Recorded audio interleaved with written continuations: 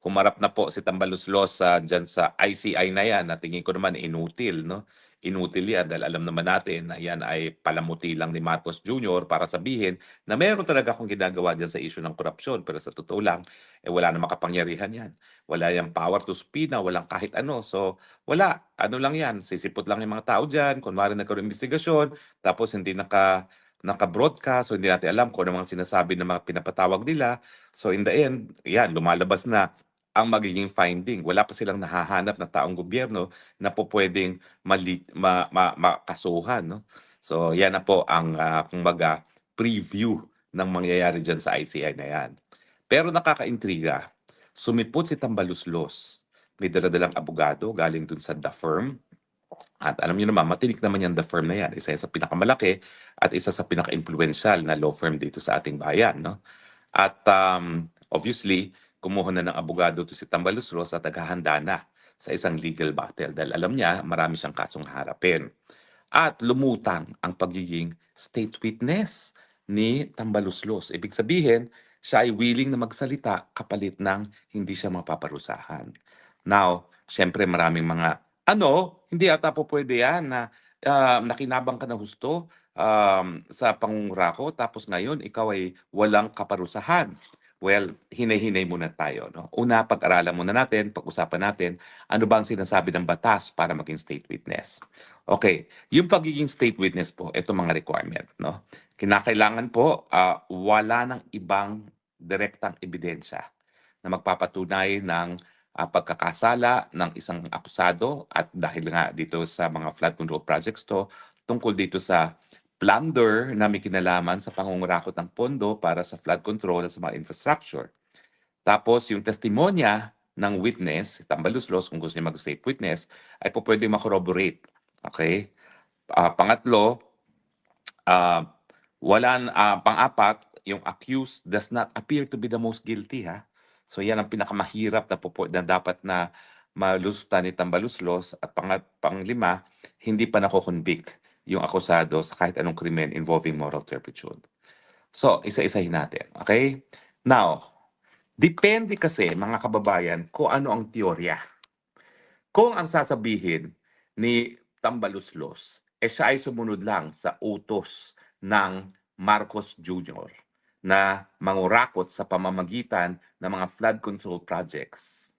At kung talagang mapapatunayan yung ganyang utos sa kanya, well, posible na siya ay makapasok as a state witness.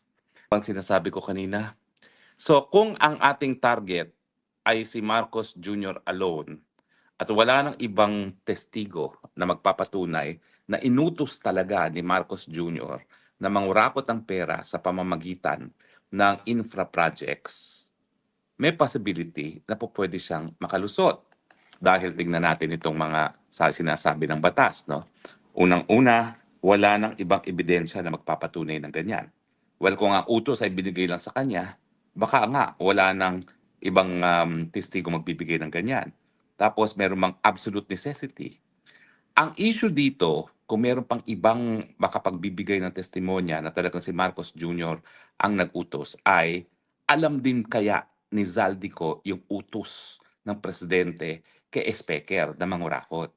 Dahil kung nandiyan na si Zaldico, mag-uunahan ngayon yung dalawa kung sino maging state witness.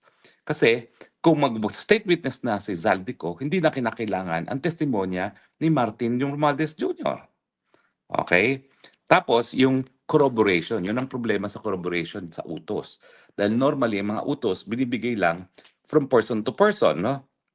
Pero, ang kinakailangan patunayan na ay yung pagde-deliver ng pera. At nandiyan naman yung testimonya na nag-deliver talaga sa Aguado, di ba?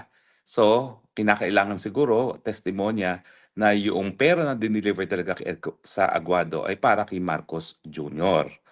Now, kung ganito ang teorya at kung talaga magsasalita si Tambaluslos na siya ay sumusunod lamang sa utos ni Marcos Jr., hindi ko ba naman sinasabi na yan talagang pangyayari, pero yan ang teorya, para siya ay maging state witness, baka po pwede. Alam ko masakit sa ating kalooban na pag nangyari yan, walang pananagutan si Martin Romualdez Jr. Pero kung si Zaldico naman ay hindi magsasalita o di naman kaya kung si Zaldico ay walang ebidensya na talagang pinag-utos lang yan ni Marcos Jr., hindi natin madadawit si Marcos Jr., di ba? Bagamat, harinawa, sana yung mga pera na pinagdi-deliver sa Aguado, meron pang tatay yung mga testigo na nagsasabi na from Aguado, ipinasok talaga yan sa Malacanang at ibinigay either kay Marcos Jr. o di naman kaya kay Liza Araneta Marcos. Diba? So, masakit sa atin yan, pero kung ang testimonya niya ay magreresulta sa pagkakakulong ni Marcos Jr., well, lawakan natin ang ating pag-iisip. Hindi na nakulong ang kahit sino sa mga Marcoses sa ating kasaysayan kung talagang ang testimonya ni Martin ay magreresulta sa pagkakakulong na Marcos Jr., ako, sasabihin ko, go, it's worth it. Pero siyempre, hindi naman yan walang kondisyones. Kinakailangan magbalik din si Martin Romualdez, si Tambaluslos, ng kanyang mga ninakaw din sa gobyerno. Hindi naman po pwede na palibasa, siya ang dahilan para makulong ang mga Marcoses, wala na rin siyang pananagutan. Tingin ko dapat meron naman siyang kahit papanong pananagutan din. No? Pero ang tanong lang naman, pwede ba siyang maging state witness? Kanina ang sabi ko, pinakamahirap na lusutan, yung he is not the most guilty. Well, kasi naman, kung ang teorya ay ipinag-utos lang yan ni Marcos Jr. at karamihan ng pera ay napunta kay Marcos Jr. at kay Liza Araneta, posible rin na sasabihin ni Martin, meron nga akong porsyento, pero maliit yung porsyentong nakuha ko kumpara doon sa diniliver ko sa presidente. Diba? Well, in which case, ang issue ng pinaka-guilty ay kung nagkaroon ng conspiracy nga para mangurakot at nagkaroon ng order na pinatupad ni Martin Romualdez Jr., sinong pinaka-guilty dyan? Tingin ko naman, ang sasabihin ng korte, pwedeng ang pinaka-guilty pa rin dyan, si Marcos Jr. dahil siya nag-utos. So, mukhang pwede rin niyang malusutan. Pero again, itong possibility na maging state witness si Tambaluslos, posible lamang kung ang target na makulong ay si Marcos Jr.